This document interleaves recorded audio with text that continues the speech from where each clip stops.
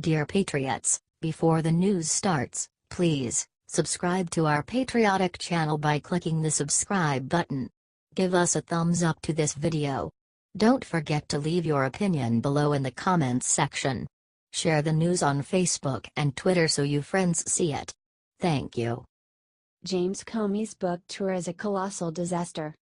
What the heck is James Comey doing? Comey is running around the country promoting a tell-all book, while he's under scrutiny for lying under oath, colluding, releasing classified information, and botching Hillary's email investigation for political reasons. Comey is a key witness in Mueller's Russia witch hunt, so should he really make public his version of events? Well, no, he shouldn't, but this is James Comey, arguably not the brightest bulb in the box. From the Hill. Announcements of scheduled appearances for the widely anticipated $8.50 to attend book tour by fired FBI Director James Comey foreshadow a much ballyhooed return to the public square. Media outlets eagerly booked the former director, and his opus, A Higher Loyalty, Truth, Lies, and Leadership, briefly jumped to #1 on Amazon's bestseller list. But should Comey, a central witness in special counsel Robert Mueller probe, be making public his version of events which will certainly differ significantly with what President Trump, the central target in the special prosecutor's probe, has repeatedly stated?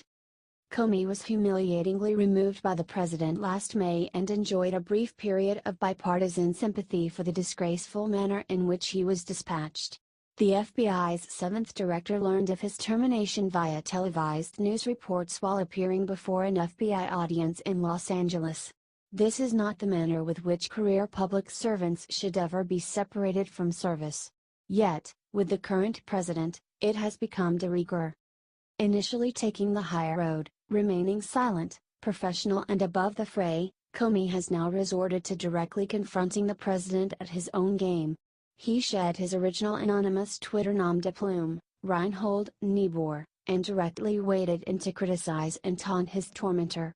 In the immediate wake of FBI Deputy Director Andrew McCabe's firing and Trump's Twitter gloating, Comey ominously warned, "Mr. President, the American people will hear my story very soon. And they can judge for themselves who is honorable and who is not." And, just like that, Comey conceded the tiny sliver of moral high ground he precariously clung to and reduced his position as an advocate of the pursuit of facts into a narcissistic quest to sell books. He unwittingly joined Trump in the pig wallow that currently serves as civil discourse. He continues to diminish himself and the cherished office he once held. It didn't have to be this way. Comey was appointed to be FBI director by former President Obama in September 2013. He was quite unlike his predecessors. He enjoyed a cult of personality that resulted in numerous FBI professional support employees, even some agents, donning "Comey is my homie" t-shirts after his humiliating firing by Trump last May. The tears shed following his public scourging were real. "I was one of the forlorn, feeling in the immediate aftermath that a good man had been done wrong." Yet, recent revelations of his questionable decision-making and lack of courage in failing to stand up to Loretta Lynch, Obama's politicized attorney general, and the current president, have changed the views of many of us who carry, or once carried, the shield and credentials of FBI special agents. We base this assessment on a number of impossible-to-defend actions and inactions by Comey. Former U.S. Attorney Joseph DeGenova laid out a strong case that Comey contributed to the disgraceful politicization of the FBI, which, in part, led to his dismissal, via stupefying decisions in the Clinton emails and Trump-Russia collusion cases. The former chief prosecutor's adapted remarks, delivered in a speech in January at Hillsdale College's Alan P. Kirby Jr. Center for Constitutional Studies and Citizenship, can be found in the February 28 edition of Imprimis in a piece titled, "The Politicization of the FBI." Comey is certainly viewed as a polarizing figure by many Americans. Part of what makes him such an enigma to those of us who served under him was that he could appear so courageous and, yet, so self-admittedly cowardly. His speech at Georgetown University in February 2015, "Hard Truths, Law Enforcement and Race," was an unprecedented acknowledgement by an FBI director that, at times, people of color don't receive equal treatment under the law. It was a seminal moment in the lagging effort to achieve a police partnership with inner-city communities by honestly engaging and speaking truth to power. It was a brave speech, in my estimation, the high water mark of his directorship. But the sober, courageous director who gave those remarks exited the stage long ago, replaced by a character on Twitter. Emboldened by the left's new adoption of him as a victim, messiah, he has shed any pretense of professional stoicism and seemingly cares little that self-indulgently discussing his interactions with the president now, before the probe concludes, may deleteriously alter the outcome. Then again, recall his less than honorable leaking of his memos, through a surrogate, to the New York Times. His explanation, that he hoped it would trigger the appointment of a special prosecutor, was a clear abdication of responsibility. His 9 encounters with the president left him admittedly uneasy. And, as he shamefully recounted to Senator Dianne Feinstein, Democrat California, during a Senate Intelligence Committee hearing last June, maybe other people would be stronger in that circumstance, but that's how I conducted myself. In failing to challenge the president, one only needs to recall Comey's failure to also push back on the aforementioned Lynch, in order to establish a sad pattern of behavior. Lynch added to the undeniable politicization of the Department of Justice by outrageously suggesting that the FBI refer to the Clinton investigation as a matter. This was language repeatedly utilized by the Clinton campaign to dismiss a federal investigation as much ado about nothing. Comey testified that Lynch's directive left him feeling queasy. But, instead of appropriately pushing back on the Attorney General, he somehow felt the issue wasn't a hill worth dying on. Many inside and outside of the FBI disagree. While these revelations are supremely disappointing, it is his current vainglorious effort to set the record straight amid the hugely consequential Russia probe that seems so reckless, foolhardy and self-serving. It appears to add credence to the president's charge that Comey is, first and foremost, a grandstander. Comey's book tour may indeed settle an old score, but it will undoubtedly diminish what's left of his once bulletproof reputation and expose to further, irreparable harm the agency he once professed to so deeply love. Let us know what you think about Comey going on record with his new book. Would you purchase this book?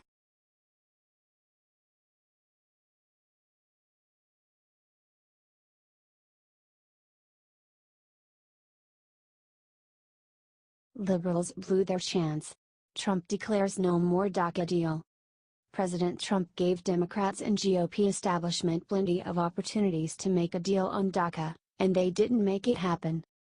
President Trump himself even offered Democrats and GOP establishment a deal, and they didn't take it.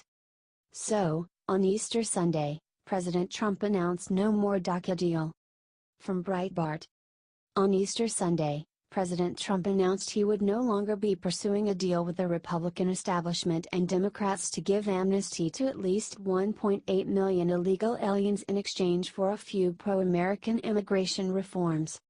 In a series of tweets, Trump signaled a return to his America First immigration agenda, mentioning that he will no longer try to negotiate a deal between the GOP establishment and Democrats on the issue of giving amnesty to potentially millions of illegal aliens shielded from deportation by the President Obama-created Deferred Action for Childhood Arrivals, DACA, program. No more DACA deal, Trump wrote on Twitter, while also saying that Republicans must go to nuclear option to pass tough legislation that ends the catch and release program, which releases border crossers into the U.S. while they await trial. The catch and release program was recently expanded with Trump's signing of the omnibus spending bill, with more illegal aliens set to be released this year into the interior of the country than the year before. The catch and release program was recently expanded with Trump's signing of the omnibus spending bill, with more illegal aliens set to be released this year into the interior of the country than the year before. The caravans Trump mentions too in the Twitter post refers to the approximately 1,500 Central Americans who are traveling through Mexico and will soon reach the U.S. border, where they will likely request refugee status in the country, as Breitbart Texas reported. In another tweet, Trump threatened to take the U.S. out of the North American Free Trade Agreement, NAFTA war. Between 2000 and 2014, there have been about 5 million American manufacturing jobs lost, if Mexico did not crack down on stopping migrants traveling through the country to take advantage of generous asylum and refugee laws in the U.S. Trump reiterated in the tweet, "Need wall." After the Republican and Democrat passed spending bill he signed barred him from building his border wall. A third tweet by the president noted how border crossers want in on a DACA amnesty that they believe will occur as the Trump administration has tried to broker an amnesty deal for months now between Republicans and Democrats. For months, Breitbart News has reported how talk of a DACA amnesty in Washington, D.C., has coincided with an increasing number of border crossings at the southern border, with illegal immigration in recent months ticking back up to Obama-era levels. Department of Homeland Security, DHS, Secretary Kirstjen Nielsen has even admitted that human smugglers and future legal aliens follow the immigration debate in Washington, D.C., to understand when their best chance is to cross into the country illegally. Trump's previous offer to Republicans and Democrats on DACA gave amnesty to 1.8 million illegal aliens, 6 times the population of Obama's DACA program, and as Breitbart News reported, had the potential to become uncontrollable and unenforceable, opening the amnesty to millions more illegal aliens. At the time, Kansas Secretary of State Chris Kobach called the White House amnesty plan an extremely bad idea. The statements by Trump could be a turning point for the White House on immigration. The attempt to negotiate a DACA amnesty plan to please Democrats while also reducing overall immigration levels to the U.S. ultimately left the White House with nothing. In the recent spending battle, House Speaker Paul Ryan's omnibus did not include a single provision from Trump's 70-point list of pro-American immigration reforms. Despite backlash from conservatives and organizations representing American workers in the immigration debate, Trump signed the spending bill anyway.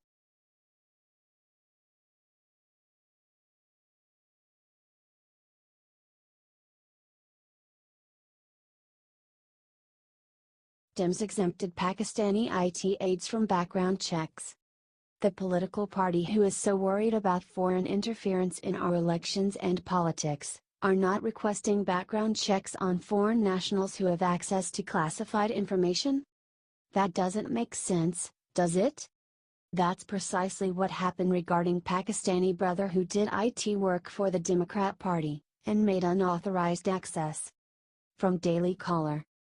Every one of the 44 House Democrats who hired Pakistan-born IT aides who later allegedly made unauthorized access to congressional data appears to have chosen to exempt them from background checks, according to congressional documents. All of them appear to have waived background checks on Imran Awan and his family members, even though the family of server administrators could collectively read all the emails and files of 1 in 5 House Democrats. And despite background checks being recommended for such positions, according to an Inspector General's report, the House security policy requires offices to fill out a form attesting that they've initiated background checks, but it also includes a loophole allowing them to simply say that another member vouched for them. Among the red flags in Abbott's background were a $1.1 million bankruptcy, 6 lawsuits against him or a company he owned, and at least 3 misdemeanor convictions including for DUI and driving on a suspended license, according to Virginia court records. Public court records show that Imran and Abed operated a car dealership referred to as CIA that took $100,000 from an Iraqi government official who is a fugitive from U.S. authorities. Numerous members of the family were tied to cryptic LLCs such as New Dawn 2001, operated out of Imran's residence, Virginia corporation records show. Imran was the subject of repeated calls to police by multiple women and had multiple misdemeanor convictions for driving offenses, according to court records. If a screening had caught those, what officials say happened next might have been averted.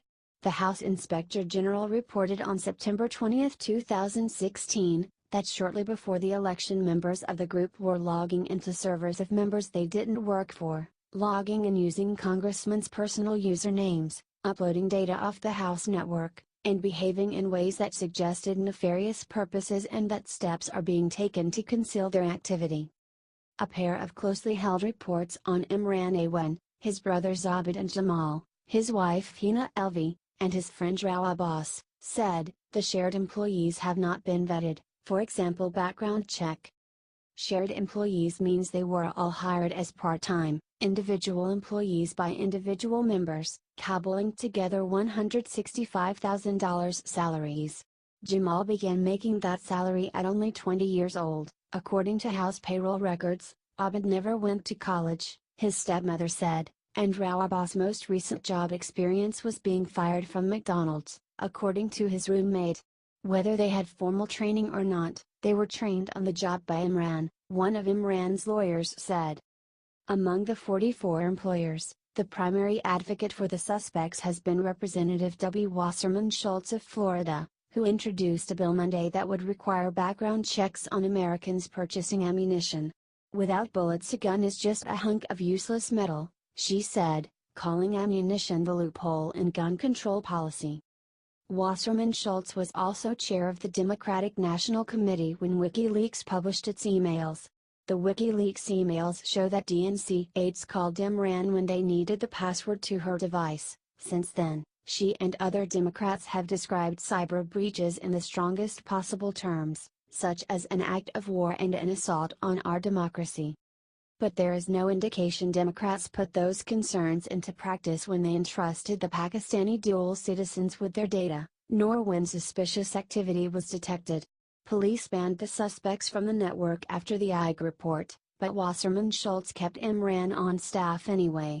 He was in the building and in possession of a laptop with the username RepDWS months later, according to an April 6, 2017 police report.